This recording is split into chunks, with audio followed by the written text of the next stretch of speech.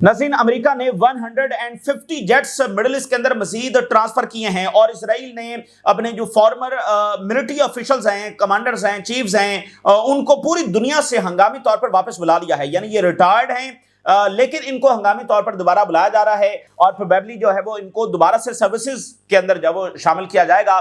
اور ظاہر ہے یہ ایسا اقدام صرف ایک بڑی جنگ ہی کے دوران جو وہ لیا جاتا ہے کہ جو ریٹائرڈ ہیں ان کو بھی جو ہے وہ واپس بلایا جا رہا ہے. اور پوری دنیا سے، یعنی یورپ میں، ایشیا سے، براعظم امریکہ سے ان کو ہنگامی طور پر، فوری طور پر واپس بلایا جا رہا ہے. اسی درمیان اسٹریٹ آف ہرموز کے اندر کیا ہوا؟ اسٹریٹ آف ہرموز کے اندر جب وہ انسٹیبلٹی ڈکلیئر کر دی گئی ہے اور یہ کہا گیا ہے برٹش میریٹائم ایجنسی کی جانب سے کہ یہاں سے جو شپس ہیں وہ گزرتے ہوئے احتیاط برتیں، یہاں پر کوئی بھی واقعہ پیش آ سکتا ہے. یہ صورتحال جب ریڈ سی کے اندر تھی، جب یمن اور یہ ساری جنگ جاری تھی، تب یہ سچویشن وہاں پر ڈکلیئر کی گئی تھی. اب اسٹریٹ آف ہرموز کے اندر بھی، یعنی یہ دنیا کا سب سے سینسٹیو روٹ ہے، یہاں پر تھوڑی سی بھی ڈسرپشن، تھوڑا سا بھی ایک ایسا ماحول کہ یہاں پر کوئی گڑبڑ ہے وہ بھی نہیں ہونا چاہیے. ایکچوئل کوئی واقعہ ہو جانا تو وہ بہت دور کی بات ہے، صرف اتنا بھی نہیں ہونا چاہیے کہ یہاں پر کوئی خطرہ ہے، تو ایسا کوئی ماحول، ایسا کوئی تھریٹ بھی نہیں ہونا چاہیے. تو اب انہوں نے باقاعدہ کہہ دیا ہے کہ یہاں پر ایک سچویشن آف انسٹیبلٹی ہے، یہاں پر کوئی بھی واقعہ پیش آ سکتا ہے، تو یہاں سے جہاز جب وہ احتیاط کر کے گزرے. اور یہی وہ جگہ جہاں پر امریکی بیڑے کھڑے ہیں، تو امریکی بیڑے بھی اب اس جگہ کو محفوظ نہیں بنا پا رہے ہیں. تو ابھی تو جنگ شروع نہیں ہوئی اور یہ انسٹیبلٹی یہاں پر ڈکلیئر کر دی گئی ہے اور جنگ شروع ہوگی تو، اور جو آئل ہے وہ ڈالر بائی ڈالر جب وہ اوپر جاتا چلا جا رہا ہے. اور ایران میں ایک اور واقعہ ہوا، ایران میں ایک اور پلین جب وہ کریش کر گیا ہے، اور یہ وہ پلین تھا جس میں ٹریننگ لی جا رہی تھی اور اس میں پائلٹ جو ہے وہ بھی اس میں اپنی جان سے گیا ہے. تو یہ ایران کے اندر، یعنی یہ کافی امپورٹنٹ بات ہے کہ یہ دوسرا واقعہ ہے کہ جس میں ٹریننگ لی جا رہی ہے اور اس میں پائلٹ بھی مارا گیا ہے. تو کوئی نئے جیٹس ہیں جن کو اڑانے کی ایرانی پائلٹس جو وہ کوشش کر رہے ہیں. اسی درمیان جو یوکرین کا تھیٹر ہے اور جو پیسیفک کا تھیٹر ہے، وہاں سے بھی ایکسکلوسیو خبریں جو وہ سامنے آ رہی ہیں. جو کچھ بھی ان دونوں تھیٹرز کے اندر ہوگا، یعنی رشیا اور چائنا، تو اس کے براہ راست اثرات مڈل ایسٹ کے اوپر ہوں گے. کیونکہ رشیا اور چائنا کیوں ایران کی مدد کو آئیں گے؟ کیونکہ ان دونوں کو ویسٹرن تھریٹس ہیں، تو اس لیے وہ ادھر مدد کرنے آئیں گے. رشیا ایران کے کلوز تبھی ہوا ہے جب یوکرین کی جنگ چھڑی ہے. اس سے پہلے تو ایران کب سے اس بات کا خواہش مند ہے کہ رشیا کے ساتھ ان کے اچھے تعلقات ہو جائیں، رشیا ان کو ٹیکنالوجی دے دے، میزائلز دے دے، جیٹس دے دے. S-400 انہوں نے کئی سالوں تک ایران کو نہیں دیا، تو ایران تو بہت خواہش مند تھا، لیکن رشیا نے، تو رشیا مجبور ہوا ہے یوکرین جنگ کے بعد کہ ویسٹ نے تمام حدیں توڑ کر اس نے یہ سارا کچھ کیا، تمام معاہدے توڑ دیے. اور پھر ایران ایسے موقع پر ساتھ کھڑا ہوا، ایران نے بلینز آف ڈالرز کے ڈرونز اور میزائل جب وہ رشیا کو دیے. تو جناب علی، اس لیے وہاں پر جو کچھ ہوگا اس کے اثرات یہاں پر ہوں گے. اب دونوں تھیٹر سے کتنی ایکسکلوسیو خبریں سامنے آ رہی ہیں. رشین انٹیلیجنس نے یہ کہا ہے کہ فرانس اور برطانیہ یہ یوکرین کو نیوکلیر بامز دینے جا رہے ہیں، ہیلپ کریں گے، یا تو وہ خود نیوکلیر بام بنائے یا پھر یہ ہے کہ اس کو نیوکلیر بامز وہ دینے جا رہے ہیں. موسٹ پروبیبلی یہی ہے کہ اس کو نیوکلیر پروڈکشن یعنی یوکرین کرے گا with the help of France and برطانیہ. اب آپ ذرا اندازہ کریں کہ یوکرین کو نیوکلیر بام دینے کا مطلب یہ ہے کہ اب نیوکلیر جنگ کی طرف دھکیل رہے ہیں معاملے کو. اور کچھ دن پہلے ہم نے ایک خبر آپ کو دی تھی کہ ایک کمپنی ہے پلانٹیر، اور یہ وہی ہے جس کا ایپسٹین فائل میں نام آیا ہے، جس میں اسرائیلی وزیر اعظم اور ایپسٹین بات کر رہے ہیں کہ ایک نئی کمپنی بنائی جا رہی ہے. اس وقت یہ امریکہ کی سب سے بڑی کمپنی ہے اس حوالے سے کہ یہ سافٹ ویئرز بناتی ہے جس کو CIA اور ویسٹرن انٹیلیجنس ایجنسی استعمال کرتی ہیں. یہ سب سے بڑی ڈیٹا کمپنی ہے، یعنی اس کے پاس سب کا ڈیٹا ہے، کون کیا کر رہا ہے، انٹیلیجنس معلومات. یہ اس وقت دنیا میں سب سے امپورٹنٹ چیز ہے وہ ڈیٹا ہے کہ کون کس کے بارے میں کتنا زیادہ جانتا ہے. ڈیٹا سب سے امپورٹنٹ چیز ہے. تو یہ وہ کمپنی، اور اس کے علاوہ یہ سافٹ ویئر بناتی ہے اور پینٹاگن کے ساتھ یہ لنک ہے. یہ امریکہ کی سب سے بڑی کمپنی ہے. ہی از ورکنگ کہ وہ یوکرین کی ہیلپ کر رہی ہے کہ یوکرین جب وہ نیوکلیر آرمڈ کیا جائے اور ساتھ اس کو بایولوجیکل ویپنز بھی بنا کر دیا جائیں. یہ خبر ہم نے کچھ دن پہلے آپ کے ساتھ شیئر کی تھی. آج اس کو، یعنی کہ رشین انٹیلیجنس سے باقاعدہ طور پر یہ کہا جا رہا ہے کہ یوکرین کو نیوکلیر بنانے کی جو کوشش کی جا رہی ہے. یہ جو خبر ہے جو ہم نے کچھ دن پہلے دی تھی، اس وقت جو بڑا میڈیا ہے دنیا کا اس نے رپورٹ نہیں کیا تھا، اور یہ کچھ سورسز سے خبر آئی تھی اور کچھ جو آؤٹ لیٹس ہیں انہوں نے رپورٹ کیا تھا، ہم نے بھی کیا تھا، لیکن بڑے میڈیا نے اس کو رپورٹ نہیں کیا تھا. آج رشین انٹیلیجنس نے اس کو کنفرم کیا ہے کہ ایسا ہونے جا رہا ہے. تو ظاہر ہے یہ یہ وہ ڈیولپمنٹس ہیں جو دنیا کو نیوکلیر جنگ کے قریب لے کر جا رہی ہیں۔ پیسیفک کے اندر کیا ہوا ہے کہ چائنا نے جاپان کے خلاف سب سے بڑا ایکشن لیا ہے۔ جاپان کی 20 بڑی جو کمپنیز ہیں ان کے لیے ریئر ارتھ منرلز کی سپلائی بند کر دی ہے، اور چائنا نے یہ کہا ہے کہ جاپان دوبارہ سے ملٹرائزیشن کی طرف جا رہا ہے اور جاپان نیوکلیر بنانے کی کوشش کر رہا ہے، تو ہم اس کو یہ ریئر ارتھ منرلز کی سپلائی جو بند کر رہے ہیں 20 بڑی کمپنیز کو۔ تو یوکرین بھی نیوکلیر بن رہا ہے، جاپان بھی نیوکلیر بن رہا ہے۔ اچھا، چائنا جو ہے وہ جاپان کو نہیں روک سکتا نیوکلیر بننے کے حوالے سے۔ جاپان ظاہر ہے وہاں پر بھی بڑے جینیس مائنڈز بیٹھے ہوئے ہیں، پیسہ بھی ان کے پاس ہے، ٹیکنالوجی بھی ان کے پاس ہے، تو وہ نیوکلیر جو ہے وہ بنا لیں گے، ٹھیک ہے۔ تو پھر آپ دیکھیے کہ دنیا کیسی لگے گی۔ ادھر پولینڈ کہہ رہا ہے، ادھر جرمنی کہہ رہا ہے، اب یوکرین ہو گیا، پھر یہاں ایران، سعودی عربیہ نیوکلیر، ٹرکی وہ بات کر رہا ہے۔ دنیا کے 40 کے قریب ایسے ممالک ہیں جو نیوکلیر بنانے کی صلاحیت رکھتے ہیں، ابھی تک انہوں نے بنایا نہیں ہے، لیکن اگر وہ چاہیں تو وہ بنا سکتے ہیں۔ تو یہ وجہ صرف یہ ہے کہ جو اسرائیل اور امریکہ کی پالیسیز اور بیہیویئر رہا ہے ریگارڈنگ دا ورلڈ، اس نے دنیا کو جو ہے وہ انسٹیبل کر دیا، ٹھیک ہے نا۔ تو اس لیے دنیا جو ہے وہ نیوکلیر کی طرف بڑھ رہی ہے۔ اچھا اب ذرا مڈل ایسٹ سے آغاز کرتے ہیں۔ ناظرین، اس وقت ریجن کو جو لوگ چلا رہے ہیں، they are very dangerous people and they are not normal at all. ہر صبح اٹھ کر وہ ایک نئے ملک پر حملے کی جو ہے وہ کوشش کرتے ہیں، بات کرتے ہیں، پلاننگ کرتے ہیں۔ ہر روز ان کا ہوتا ہے کہ اس ملک پر اٹیک کر دو، اس ملک پر جو اٹیک کر دو۔ So they are not normal people at all, یعنی ان کی کوششیں، ان کی انرجی، ان کے ریسورسز، ان کی سوچ اس حوالے سے نہیں ہے کہ ہم نے کوئی امن یہاں پر کرنا ہے، بلکہ کس ملک کو تباہ کرنا ہے، یہ ان کی سوچ ہے۔ اسی کو وہ اپنی سیفٹی اور سیکورٹی سمجھتے ہیں۔ تو اگر کوئی اینٹی اپنی سیفٹی اس میں سمجھتی ہے کہ جب دوسرے ملک تباہ و برباد ہو جائیں گے تو ان کی سیفٹی اور سیکورٹی ہوگی، تو پھر وہاں پر کیا ہوگا؟ وہاں پر وہی ہوگا جو اس وقت ہم دیکھ رہے ہیں۔ اب ذرا دیکھیے، جو امریکی ایمبیسڈر ٹو اسرائیل ہے حقبی، تو واشنگٹن نے عرب سٹیٹس کو اپروچ کیا ہے اور ان کو ٹھنڈا کرنے کی کوشش کی ہے کہ یہ بیان جب اس کی ذاتی رائے، ہمارا اس سے کوئی تعلق نہیں ہے۔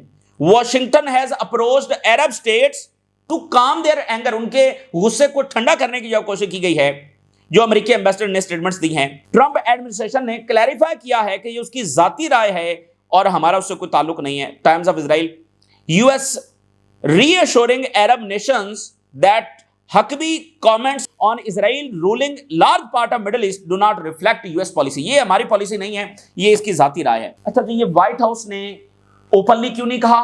ایک پریس ریلیز بھی جاری نہیں کی؟ ویسے تو ان کو دنیا کے ہر مسئلے پر بات کرنی ہے، لیکن یہ اتنا بڑا مسئلہ ہے، اس پر وہ بات نہیں کر رہے۔ ایک سٹیٹمنٹ وائٹ ہاؤس جاری نہیں کر سکا، ایک پریس ریلیز جاری نہیں کر سکا، کنڈمنیشن نہیں کر سکا، اس کو ریجیکٹ نہیں کر سکا۔ اتنے بڑی سٹیٹمنٹ کے بعد تو اس ایمبیسڈر کو فارغ کر دینا چاہیے تھا۔ وہ اوپنلی ایک سٹیٹمنٹ بھی، اب جا کر عرب سٹیٹس کو کہہ رہے ہیں کہ جی ہماری یہ پالیسی نہیں ہے۔ تو they are making fool to the region کی لیڈرشپ کو وہ فول بنا رہے ہیں، ٹھیک ہے نا۔ ادھر اپنے عہدیداروں، مطلب اسرائیل کو الاؤ کر رہے ہیں ہر طرح کی ٹیکنالوجی سے، ملٹری سے، اکانومی سے، اور پھر کہتے ہیں کہ ہماری پالیسی نہیں ہے غزہ کو لینا، ویسٹ بینک کو لینا، گریٹر اسرائیل ہماری پالیسی نہیں ہے۔ تو اسرائیل کر کیا رہا ہے؟ گریٹر اسرائیل تو بنا رہا ہے۔ اور کیا ٹرمپ نے جب وہ یروشلم کو اسرائیل کا دارالحکومت تسلیم نہیں کیا؟ کیا گولان ہائٹس کو اسرائیل کا حصہ نہیں مانا؟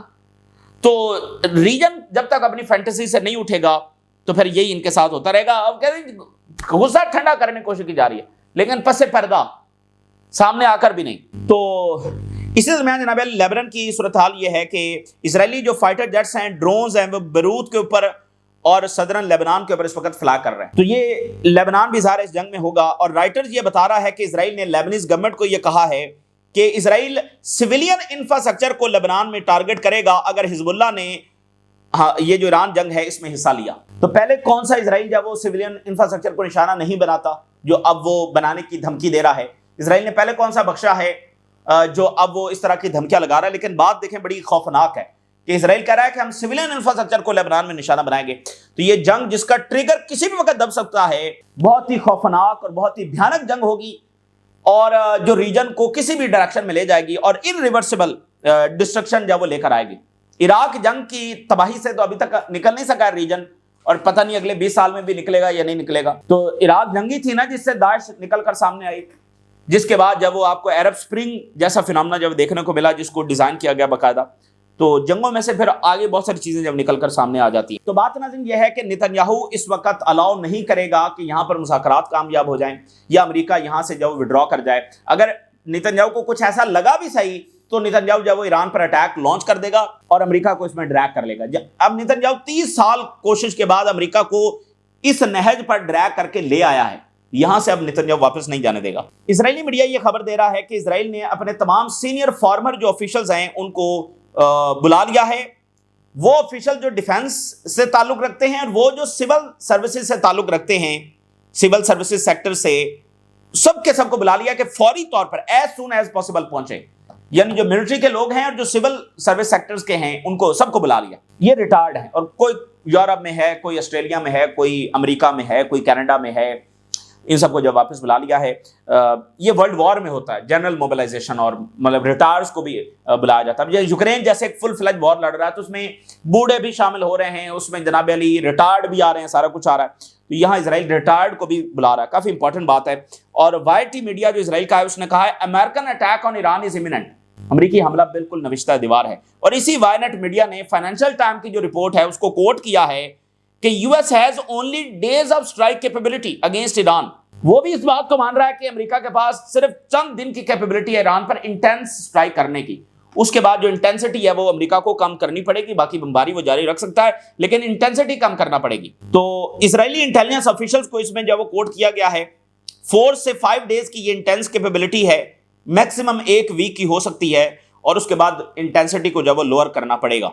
अच्छा, ट्रंप ने इस वक्त जो स्टेटमेंट जारी की है, ट्रंप ने एक बार फिर ईरान को धमकी लगाई है कि डायर कॉन्सिक्वेंसेस होंगे अगर मुज़ाकरात जब वो फेल हो गए, और आर्मी की हाई एफिशिएंसी है, किसी भी अटैक के लिए जब वो तैयार हैं, ये सारी बातें जब उसने की हैं।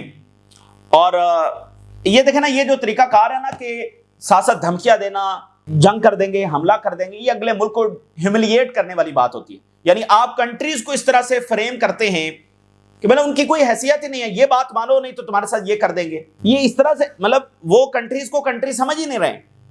तो ये काफी, ये जो तरीकाकार होता है ना, ये काफी ह्यूमिलिएशन होती है।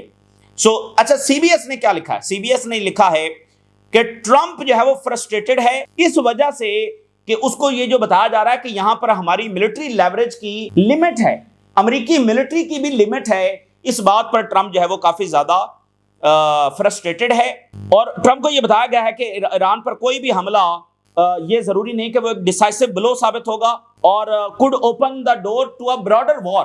इससे एक बड़ी जंग छिड़ सकती है, ब्रॉडर कन्फ्रंटेशन, और अमेरिका एक प्रोलॉन्ग्ड कॉन्फ्लिक्ट के अंदर जो है वो ड्रैग हो जाएगा। इस बात पर ट्रंप साहब काफी ज्यादा फ्रस्ट्रेटेड हैं क्योंकि ट्रंप अपनी पावर को बहुत ओवर एस्टिमेट करते हैं। अब इस वक्त ट्रंप की स्ट्रेटजी ये है कि इधर से इकोनॉमिक माइट को इस्तेमाल किया जाए और जहां पर जरूरत पड़े फिर मिलिट्री माइट को इस्तेमाल किया जाए। और वो बार बार इस बात को दोहराते हैं कि हमारी मिलिट्री माइट ऐसी है जिसके सामने कोई टिक नहीं सकता। तो मिलिट्री माइट 10-15 दिन में किसी भी मुल्क को जो ना ढेर कर दिया, जैसे वेनेजुएला को 30 मिनट के अंदर ढेर किया। तो अलग वेनेजुएला भी ढेर नहीं हुआ, रिजीम वहां पर जब वो बैठी हुई है। तो मिलिट्री माइट के जरिए एम्पायर के खिलाफ उठने वाली आवाजों को ढेर करना है, तो वो ओवर एस्टिमेट करते हैं कि नहीं वो कर लेंगे। अच्छा जी, वाशिंगटन पोस्ट ने ये बताया है कि पिछले एक हफ्ते के अंदर 150 एयरक्राफ्ट जो है वो यूरोप से मिडिल ईस्ट ट्रांसफर कर दिए गए हैं। जो सेकंड राउंड ऑफ टॉक्स हुआ है उसके बाद से लेकर अभी तक 150 मोर जेट्स जो वो यहां पर ट्रांसफर किए हैं। पिछले 24 घंटों में भी काफी जेट्स है वो आए हैं, 150 मोर जेट्स आ गए। तो ये टोटल तादाद 1000 और उससे भी ऊपर जब वो जा सकती है।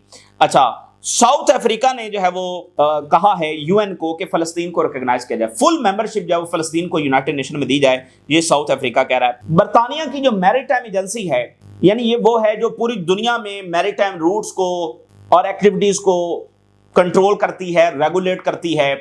जो भी समंदर में वाक़या होता है तो ये बरतानवी मैरीटाइम एजेंसी बता रही होती है। जैसे रेड सी में कोई जहाज हिट हो गया तो वो यूके मैरीटाइम एजेंसी बताएगी। तो ये यानी तमाम मैरीटाइम रूट्स को कंट्रोल करती है और देखती है, ऑब्जर्व करती है। सो ब्रिटिश मैरीटाइम अथॉरिटी ने कहा है कि स्टेट ऑफ नेविगेशन इंस्टेबिलिटी लागू कर रहे हैं in the straight of Hormuz, ships are advised to exercise caution. यानी उन्होंने स्टेट ऑफ हॉर्मुज को इनस्टेबल डिक्लेयर कर दिया कि यहां पर नेविगेशन जो है वो स्मूथ और स्टेबल नहीं है कि आप जैसे रूटीन में जा रहे हैं, नहीं वैसा नहीं है। यहां पर इंस्टेबिलिटी है, सिचुएशन ऑफ इंस्टेबिलिटी है, कहीं से कोई अटैक हो सकता है, आपका जहाज पकड़ा जा सकता है, ये बंदिश की वजह से आप लंबी लाइनें लग सकती हैं और आपको यानी परमिशन लेना पड़ सकती है, इंतजार करना पड़ सकता है। यानी स्मूथ एंड स्टेबल نیویگیشن اب اسٹریٹ آف ہرموز میں اویلیبل نہیں ہے، اینی ٹائم کچھ بھی ہو سکتا ہے۔ یہ بہت بڑی بات ہے کہ برطانوی میریٹائم ایجنسی وہ اس کو اسٹیٹ آف انسٹیبلٹی اس نے ڈکلیئر کر دیا، ابھی ہوا بھی کچھ بھی نہیں ہے، تو اس کے بعد بھی $2-3 جو پرائسز ہیں اوپر چلی جائیں گی۔ اور ایران کے جو ڈیفنس منسٹر ہیں انہوں نے کہا ہے کہ اگر ہمارے اوپر اٹیک کیا گیا so we will teach them lesson they will never forget, ان کو ایسا سبق سکھائیں گے کہ وہ پھر یاد رکھیں گے، وہ کبھی بھولیں گے نہیں۔ یہ ایران کے ڈیفنس منسٹر کہہ رہے ہیں اگر ہمارے اوپر اٹیک ہوا۔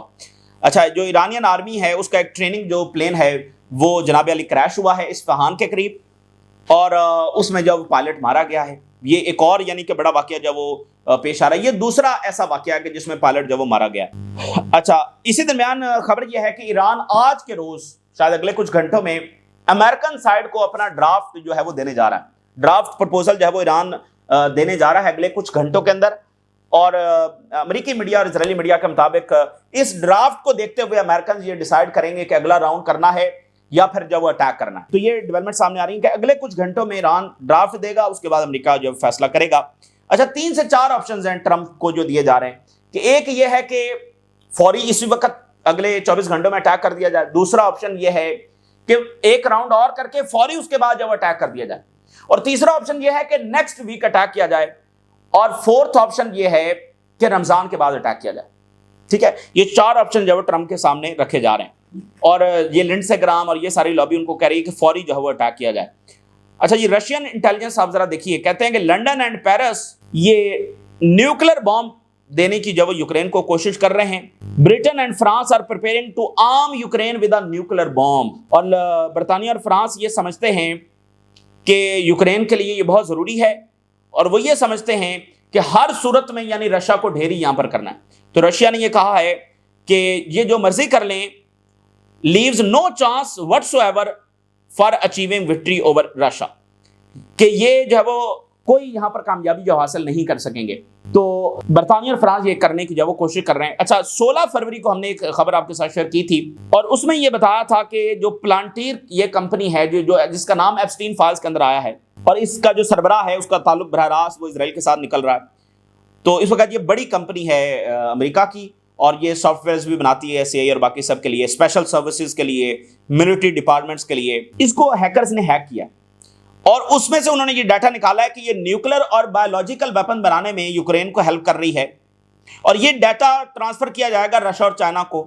یہ 16 فروری کی خبر ہے، اور آج جو ہے وہ یہ خبر سامنے آ رہی ہے کہ رشیا کی انٹیلیجنس اس بات کو کنفرم کر رہی ہے کہ وہ نیوکلر دینے کی کوشش کر رہے ہیں۔ ایک کنٹری جو آلریڈی حالت جنگ میں ہے اس کو نیوکلر دینے کا پھر کیا مطلب کہ یوکرین استعمال کرے گا رشیا پہ، اس کے بعد پھر کیا ہوگا؟ اچھا، چائنا نے بلاک کر دیا ہے 20 جاپان کی ملٹری سے لنک جو فارمز ہیں ان کو منرلز، وہ منرلز جو ڈوئل یوز کے لیے استعمال ہو سکتے ہیں، یعنی ملٹری پرپز کے لیے اور سویلین پرپز کے لیے دونوں، تو وہ تمام منرلز ہے وہ 20 جاپان کی فارمز کو بند کر دیے، بین کر دیے۔ یہ بہت بڑا اقدام ہے جو چائنا کی جانب سے اٹھا گیا، یعنی یہ بہت بڑی سینکشنز ہیں جو انہوں نے لگائی ہیں، اور وجہ کیا بتائی ہے کہ ہم جاپان کو روک رہے ہیں کہ وہ نیوکلر جو ہے وہ نہ بنا سکے۔ تو جاپان جب نیوکلر بنانے کی طرف جا رہا ہے تو ظاہر ہے چائنا اقدام اٹھائے گا، لیکن چائنا جاپان کو روک نہیں سکے گا نیوکلر بنانے سے۔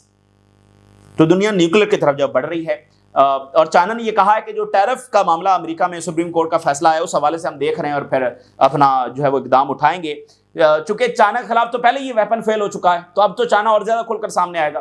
یہ تازہ ترین ڈیولپمنٹس ہیں جو آپ کے ساتھ شیئر کیا ہم نے۔ راز لوگا کریں اجازت دیجیے، اللہ حافظ۔